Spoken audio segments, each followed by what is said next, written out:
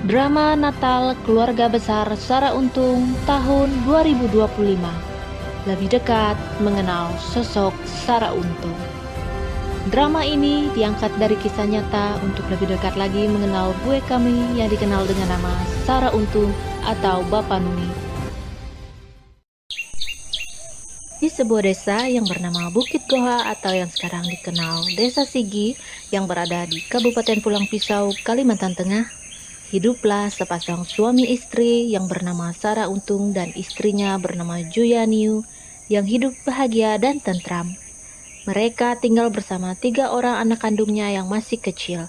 Anak perempuan pertama bernama Nuni dan 2 anak laki-laki berikutnya bernama Bertul dan Kena. Sara Untung atau Bapak Nuni atau yang akrab dipanggil Bue Soyok karena suka jalan sambil soyok-soyok. Sedangkan Juyaniu atau Indu Nuni adalah seorang ibu rumah tangga yang merawat ketiga orang anaknya sambil berladang. Ia sangat suka meminang dan mengoleksi alat-alat untuk meminang. Anak pertamanya Nuni adalah gadis cantik yang suka mencari belalang di ladang. Sedangkan anak lelakinya Bertul dan Kena adalah anak yang gagah perkasa. Mereka selalu mengenakan mandau di pinggang yang dibuat oleh ayahnya Sara Untung. Mereka sangat pemberani. Apabila melihat ular, mereka akan segera mengejar sampai dapat dan dibunuh dengan mandau pemberian ayah mereka. Bertul dan Kena memiliki kebiasaan yang cukup berbeda dari anak kecil lainnya.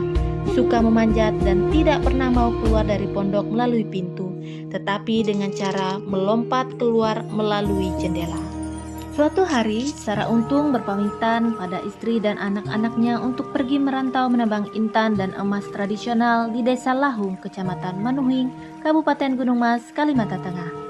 Kemudian, Indu Nuni setelah selesai memasak dan membersihkan pondok, ia pergi ke ladang untuk membersihkan rumput dan meminta anak pertamanya Nuni untuk menjaga kedua adik laki-lakinya.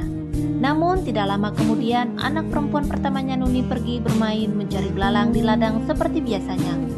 Bertul dan Kena yang hanya tinggal berdua tidak lama setelah kakaknya Nuni pergi, mereka segera memanjat ke atas tempat ibunya menaruh kayu perapian, mencari korek api di celah-celah kayu yang telah disembunyikan ibunya agar mereka tidak bisa menjangkaunya. Setelah mereka menemukan korek api tersebut, mereka kemudian bermain korek api dengan membakar ujung atap pondok mereka, yang mana dinding dan atapnya hanya terbuat dari alang-alang atau tinggi. Mereka yang masih kecil tidak menyadari bahwa tindakan bermain tersebut akan membahayakan nyawa mereka. Dengan cepatnya, ujung alang-alang yang kering tersebut dilahap oleh si jago merah dan api semakin membesar, membakar atap dan pondok tersebut. Bertul dan Kena yang masih berada di dalam rumah menyadari bahwa apinya semakin besar. Sepertinya mereka ketakutan akan dimarahi oleh ibunya ketika pulang karena perbuatan bermain mereka yang kelewatan pada hari itu. Mereka memilih tidak segera melompat melalui jendela seperti biasanya untuk menyelamatkan diri, tetapi lebih memilih bersembunyi di belakang pintu pondok mereka sambil berpelukan agar tidak ditemukan oleh ibunya. Indu Nuni yang sedang berladang sangat terkejut ketika melihat kobaran api besar dari arah pondoknya. Ia pun segera berlari ke arah kobaran api tersebut meninggalkan ladangnya. Sedangkan Nuni yang sedang asik menangkap belalang tiba-tiba terkejut melihat kobaran api dan segera berlari menuju ke arah pondok mereka. Setibanya mereka di pondok, Indu Nuni melihat orang-orang berkerumun dan api sudah membakar sebagian pondoknya. Kemudian Indu Nuni pun bergegas berlari histeris ingin masuk ke dalam menyelamatkan kedua putranya. Namun seorang tetangga di samping pondok mereka segera menangkap dan menahannya untuk tidak masuk ke dalam kobaran api agar tidak ikut terbakar di dalam pondok bersama kedua anaknya.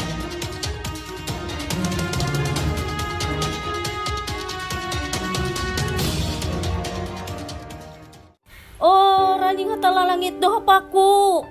Muhen ke tuman dua anak hatue ku jebaya tikas dua biti. Dohop paku pele papu itu. Ela, Buhen ke tuman sabari anakku tuh. Nununi, sabari, Lapas aku sabari anakku. Nununi, Pasti sabari. anakku melewang Sabari Tomate Indununi. pakehu. Sabari. Hancur angat atai buaku. Jadi Jejatun Indununi. uli menyelamat ewen. Amun dia aku indu. Setelah kejadian tersebut, keluarga segera mengirimkan surat kepada Sarah Untung untuk segera kembali pulang ke kampung halaman karena kedua anak lelakinya sudah tiada karena terbakar di dalam rumah.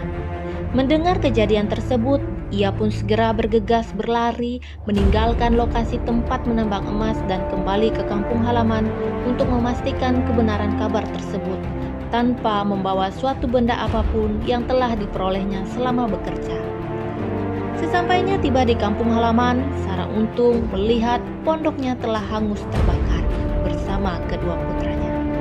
Disinilah titik terendah seorang Sarah Untung yang telah putus asa ketika kehilangan kedua anak lelakinya yang menjadi harapan di masa tuanya. Sehingga ia pun memutuskan untuk tidak lagi merantau jauh dari istri dan anak-anaknya. Oi, kawan anakku. Sia-sia angatku bagawi ke jauh menggau harta benda akan ketun amun anak hatueku nihau kilau tu ampi. Dia kandueng kundai kare ramu rakas melai ekaku bagawi kani. Jatun guna ramu rakas amun dia ku tahu penyelamat pembelum haluli kawan anakku. Nete berusaha melai lewu humatu ndayaku. Dan aku bersumpah dia hendak dai aku dengan sawangku manak anak hatue bele hancur pehe ateku awi kilau tuh ampi pembelumku.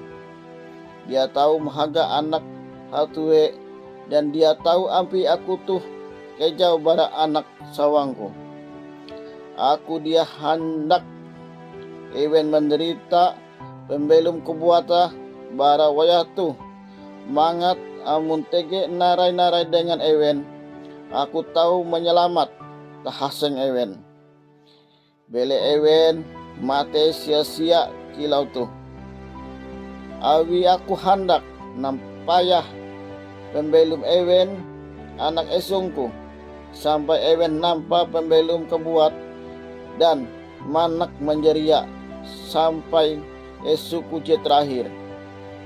Amun tahu elah helu hatala manjuan tahasengku.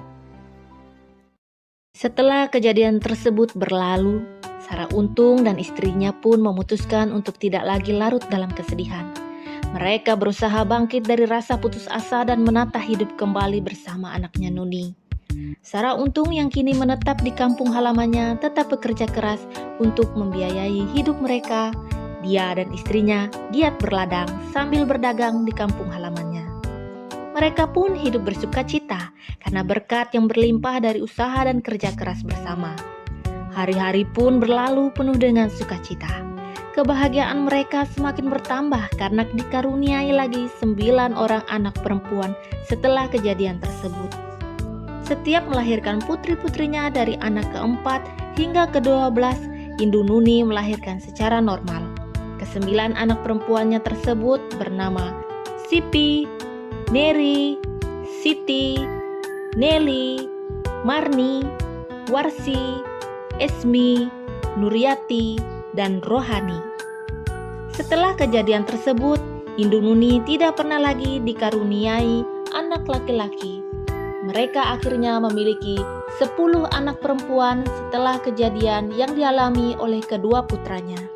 Kemudian, 1 minggu setelah Indu Nuni yang masih dalam fase pemulihan pasca melahirkan putri bungsu mereka yang bernama Rohani atau Hani, pasangan suami istri ini kembali harus mengalami kedukaan yang mendalam. Anak bungsunya Hani yang baru dilahirkan sakit demam tak kunjung sembuh dan menghembuskan nafas terakhirnya setelah berjuang melawan sakitnya selama 2 hari. Mereka harus merelakan kembali kehilangan nyawa anaknya yang telah dinyatakan meninggal dunia. Setelah beberapa jam tidak bernapas lagi dan denyut nadi pun sudah tidak ada. Anakku Hanetu dia karimatei, iaitu akan belum haluli nahaseng kinai. Elak etun menyiap kare paramu akan menjaga hantu alem tu dan elak etun tulak setiar menggau akan nampak kang kurung. Sabari Bapa Nuni, ela iko pusang, talu je jadi mate nah dia akan mungkin tahu haluli belum hinai. Jadi panuni, lapas, penter dai anakmu kau, elak cara mengendong iye kau. Dia jadi jatun ta sengandai kana. Anakku hanetu, dia akan aku melapas bara pangkuanku. Sampai iye haluli belum, aku hendak berlaku dengan hatala. Menengah ije nyelu tahasengku aka menampuli anakku haluli belum. Takkan namun ketun dia percaya.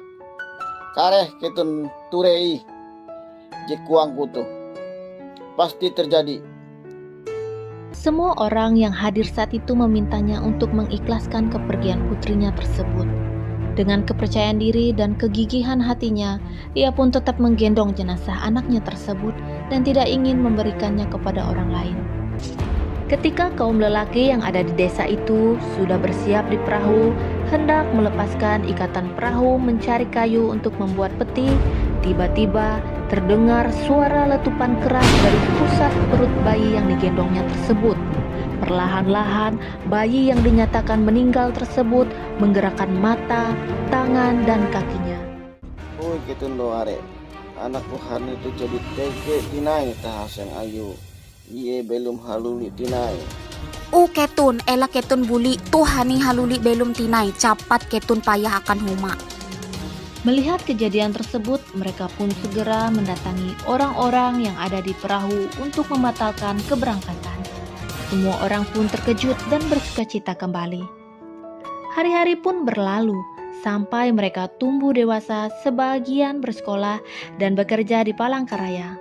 Ketika anak-anaknya tersebut telah tumbuh dewasa, satu persatu anak-anak Sarah Untung memutuskan untuk berpindah keyakinan, yaitu dari agama asal mereka Hindu Keharingan menjadi pengikut Tuhan Yesus Kristus. Tidak lama setelah cucunya yang terakhir, Anggriani, anak dari Esmi atau Indu Heri lahir, Indu Nuni menghembuskan nafas terakhirnya. Namun, Sarah Untung masih hidup hingga dia pikun. Ia baru menghembuskan nafas terakhirnya dan damai bersama Bapa di sorga setelah berusia 106 tahun.